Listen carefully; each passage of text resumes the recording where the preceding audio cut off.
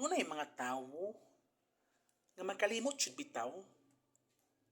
Kalimta na lang ka. Mga walay tao, mga walay utang na loob ba.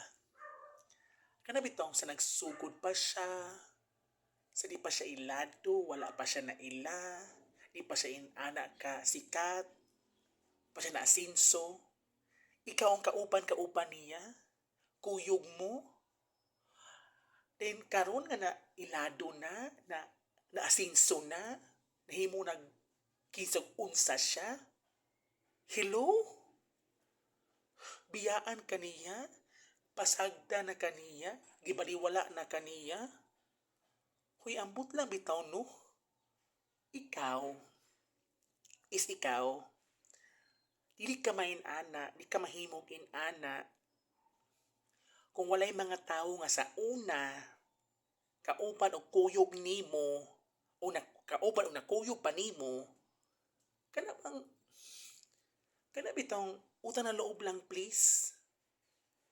Kay wala ka na in-ana o dili ka main-ana kung walay tabang, walay suporta, walay pagpaningkamot sa mga tao.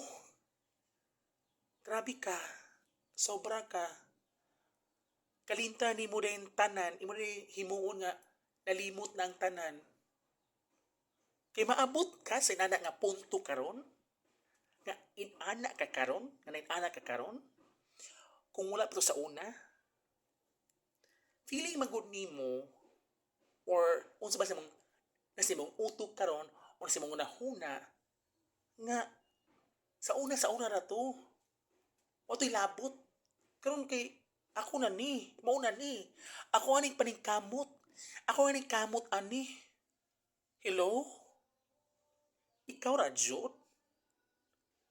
Kasi nalimot ka nga sa pagsugod pa nimo, giunsa ka, ginauna ka, gisuportaan ka, giubanan ka, then karon nalimta na, gikalimta na, wala na. Grabe.